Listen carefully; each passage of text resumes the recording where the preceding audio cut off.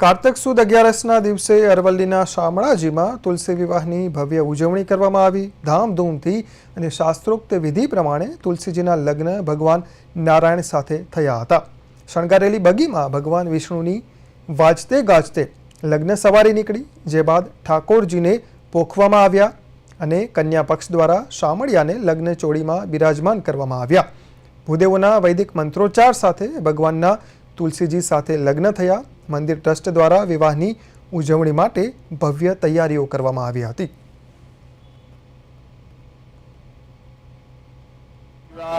એટલે કે વૃંદા અને ભગવાન બાલકૃષ્ણના લગ્ન એને તુલસી વિવાહ કહેવાય। શંખચૂરનો વધ કર્યા પછી વધ કરવા માટે ભગવાને શંખચૂરનો અવતાર ધારણ કરી અને વૃંદાને મળેલું વરદાન એને દૂર કરી અને શંખચૂરનો વધ કર્યો।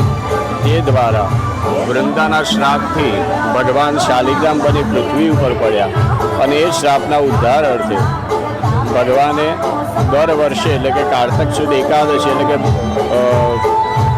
પ્રબોધિની એકાદશીના દિવસે ભગવાન તુલસીજીના લગ્ન ભગવાન નારાયણ જોડે એટલે કે બાલકૃષ્ણ જોડે થાય છે।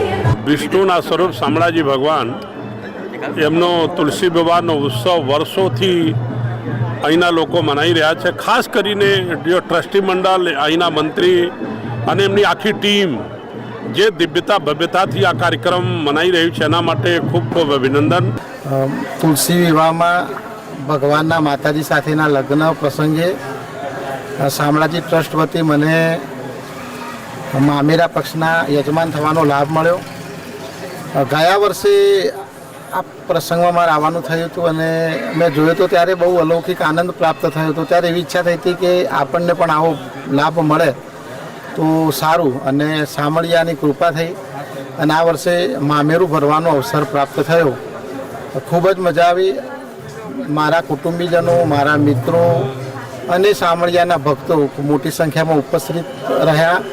અલગ અલગ યજમાનો, બાયડના યશવંતભાઈ પટેલ એ વરપક્ષના યજમાન છે, હેન્નીબેન મકવાણા એ કન્યા પક્ષના યજમાન છે, અમદાવાદના છે, મામેરા પક્ષના યજમાન નૈનેશભાઈ દવે છે અને ચારે બાજુ આપ જોઈ શકો છો પાછળ માહોલ, અનેરો ઉત્સાહ, ઉમંગ અમે જે કલ્પના કરી હતી મંદિર ટ્રસ્ટે એનાથી પણ વધારે ઉત્સાહ માહોલમાં દેખાઈ રહ્યો છે।